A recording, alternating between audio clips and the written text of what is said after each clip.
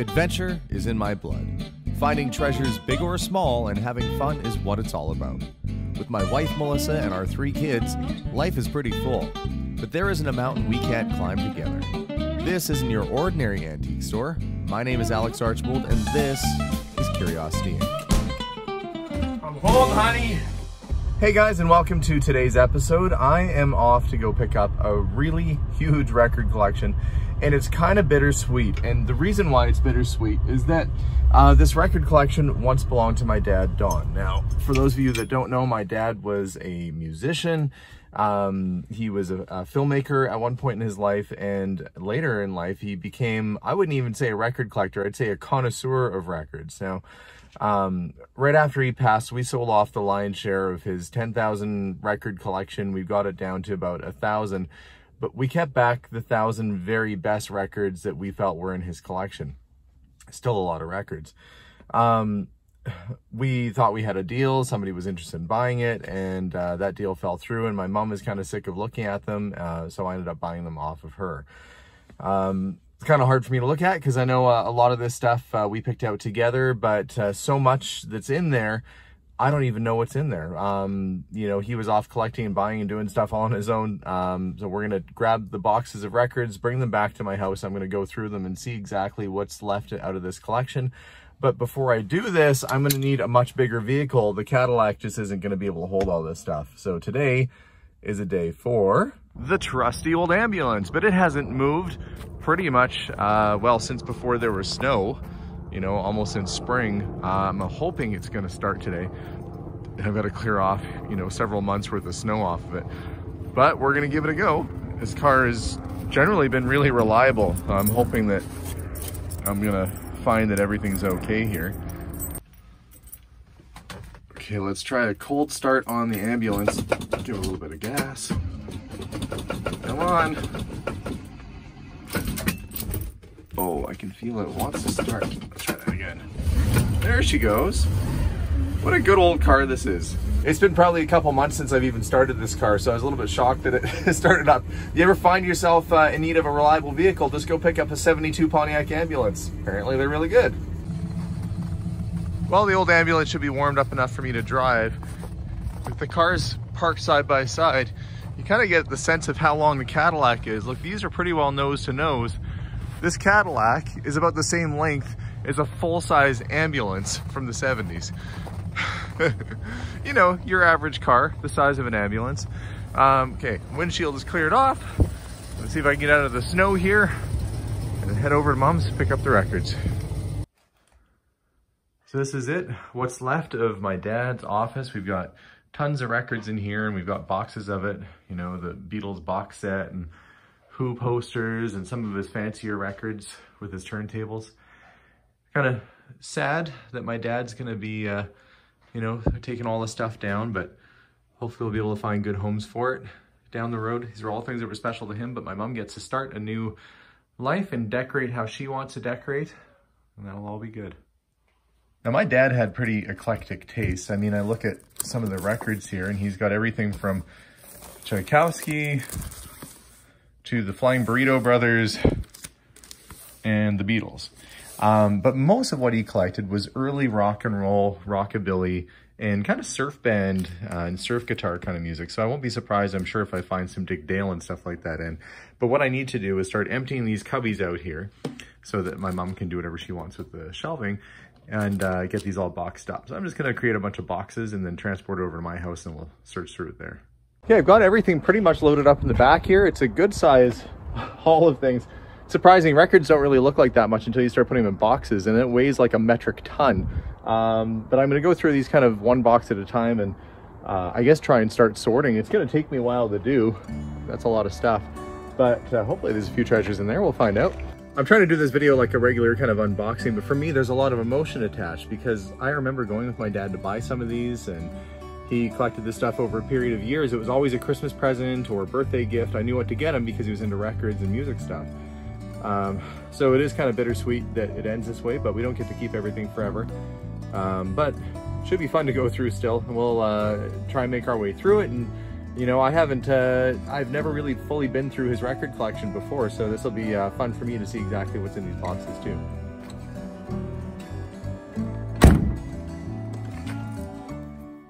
Okay, box number 1, kind of a mix. I guess what I'm gonna do is go through and kind of see what we've got.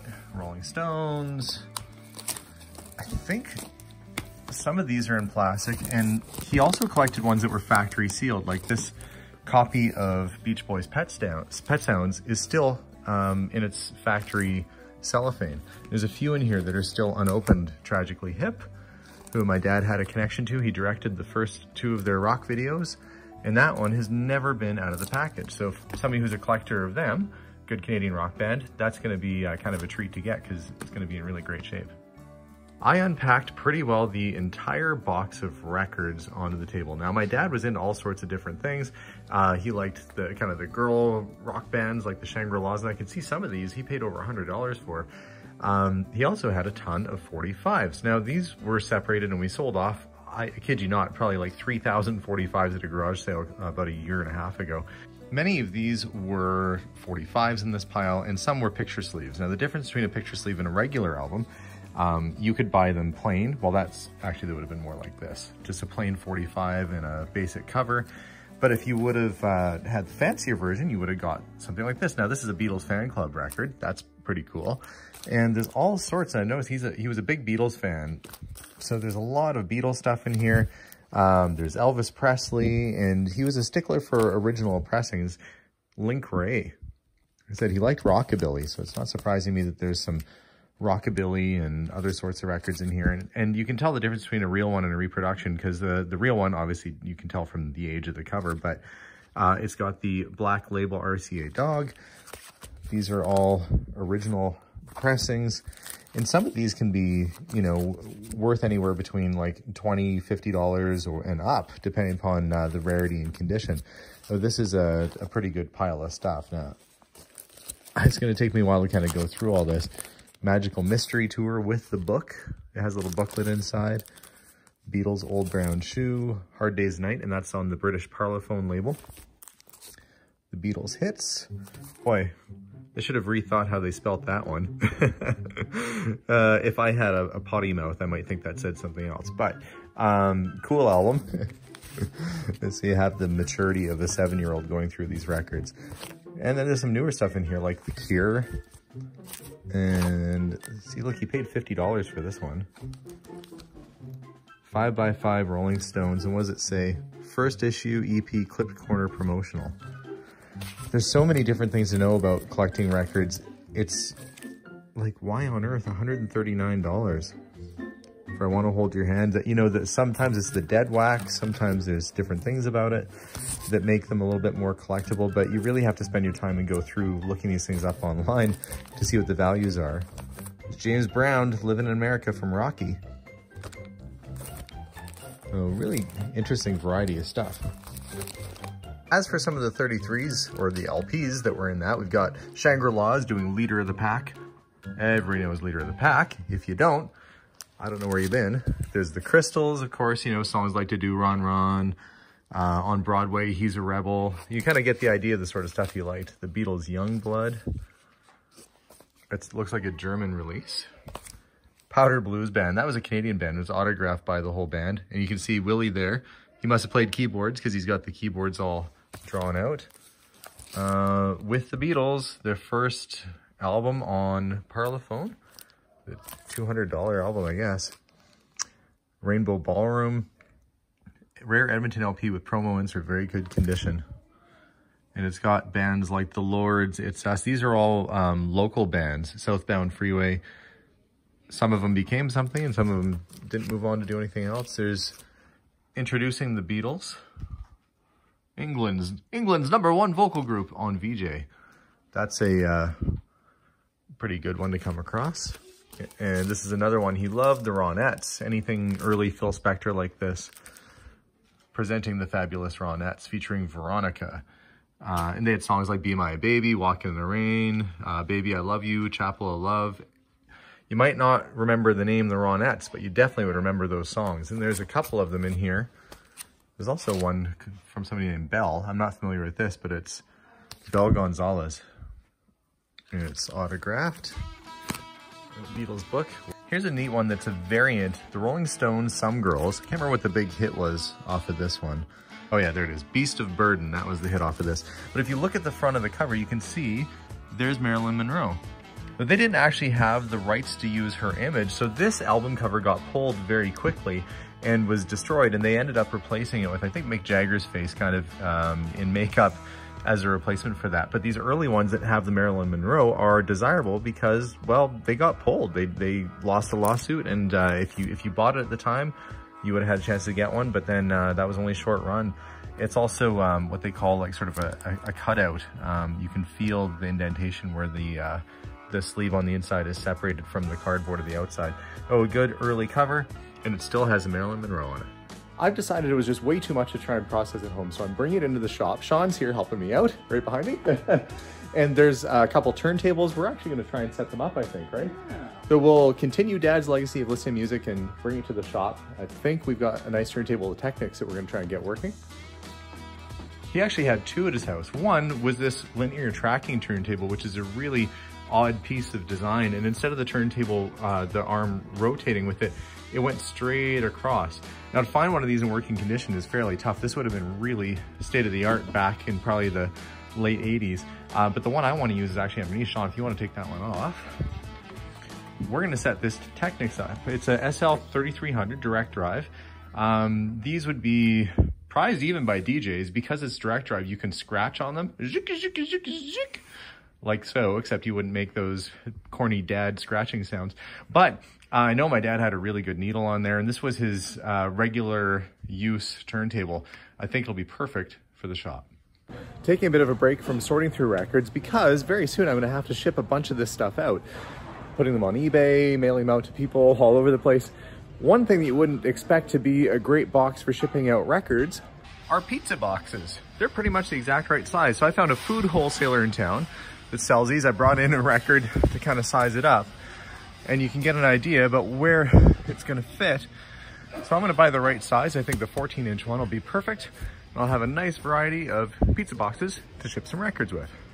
I've decided to come back to the shop today. I've shipped off successfully my first album, which was a Queen record. I sold to a nice lady down in the US. And I am going to be starting to sort through the records here at the store. The challenge I'm having is that my store is already pretty full and I don't really have a lot of room for another 800 records. We did make some progress the other day. We got the stereo system hooked up. We got the turntable working, as you can see. But now I have to look around and try and find a place where I'm going to put all these records. I think I'm going to empty off some shelves, try and create some room in the back, and hopefully we'll have a way that they can be visible, viewable, and shoppable for people to come and check them out. I think that this area right here, some turntables and an old Mac computer and some lamps and stuff, I'm going to redo this, try and fit all my records in this one particular area, this one particular spot. I've got some room to play around with up top. I can put some of these other things up there. But I want to make sure that people, kind of like how I have it on this side, can still flip through. Because you want to make sure you can flip through and go, oh, look, you know, here's the record I've been looking for, Frank Zappa. So everything's got to go and be organized. So I'm going to start off by clearing off this entire shelf and then getting everything moved over. Now the sorting process. We've got Beatles live at the Hollywood Bowl, and this one, let's see, that has the Beatles concert tickets, which are stuck on the outside. That's a little bit earlier, a little bit cooler. Moody Blues, great song, Nights in White Satin, good album, but a little bit more on the common side. What I'm trying to see is, you know, what there is. I think that's Eric Dolby, perhaps a Blinded Me with Science guy, if it is, I think. Elvis, George Harrison, Thunderball, The Man from U.N.C.L.E. These are all spy theme albums. Jimi Hendrix. That kind of goes in the little bit better pile. Another Hendrix. These ones are all a little better. Shavefish. Lennon Plastic Ono Band. Duke Ellington. It's going to take a while to kind of go through these. Edgar Winter. And he had a twin brother, Johnny. They're both albinos. The Winter brothers. Very bluesy. Good stuff. John Mayall Blues Fusion. Like everything is just kind of mixed up. It's not really organized. Probably was organized based on what he used to like listening to. Brian Auger and the Trinity. That's more of an unusual album right there. Put that up there. Some of these I'll have to look through, you know, and then Mozart. Like I said, you just don't really know what's going to be in there. And George Carlin. That's, you know, the strangest combination of albums side by side, I'm sure. Stefan Grappelli, great jazz guitarist, if you've ever listened to him. Hot Club in France, he played with Django Reinhardt. Really great guy. Nat King Cole. So I'm just going to kind of go through these, because some of these are going to be a little bit more collectible than others. Cheech and Chong. Of course, Tommy Chong right there on the right. It was on that 70s show. I think he played the hippie in that show. He's from Canada, I believe, Vancouver originally. Stevie Wonder, Duke Ellington. Lots of great music, but the trick is sort of separating out these albums into ones that are a little bit more unique or a little bit more rare. The Easy Beats. These sort of records are kind of neat because a lot of times you find the 45, like Sugar Shack, Jimmy Gilmer and the Fireballs, because they only would have had, you know, a couple big hits probably, and you don't see the LP. So finding the LP can be kind of a cool thing. Their original Bo Diddley. I'm just going to keep going through and try and get all these organized into their respective piles. That looks like Led Zeppelin, I believe. Yeah, All My Love. Yeah, some great records. Here's a couple cool ones. Led Zeppelin's first album, of course, the famous Hindenburg crash on the cover. But you can see there's two variations, one with a more yellow cover, one with a more white, and they're different numbers. One's Atlantic 40031, and the other one's SD 8216. You've got they're both stereo. Sometimes you'll see a mono variation, but, you know, depending upon what year it was printed, this one looks like it came out in 69 and then was re-released in 73 in Germany. Oftentimes compilation albums aren't really worth as much as the original, but this one is kind of neat because it's all psychedelic stuff from the mid to late 1960s. Parents wouldn't have been too happy to find this under your kid's bed, but the kids were loving the music back then, and there's a lot of really neat songs on this album. Here's one. You guys might have heard of the band The Guess Who, but this is their first album, I believe, and it's when they were still going as Chad Allen in the Expressions. That is a pretty early piece, and it's still in the original plastic. You can see, look, manufacturer list price $4.79, special price $1.67. What a bargain, especially to be dancing to Shakin' All Over. What a great song that was. Well, I think that's it for me for records for today. There's a few I've set aside for myself that kind of have special meaning to me, like Lenny Breau and a couple others that people he knew or people he played with. But there's going to be a really big selection of records at my shop. I mean, crazy big. I was here all day and I didn't even get through half of it. But, you know, I have tomorrow and the next day. I'm going to try and pace myself. Anyway, thanks so much for watching, guys. Hope you enjoyed today's adventures. Don't forget to subscribe if you haven't already, and we'll see you all soon. Bye for now.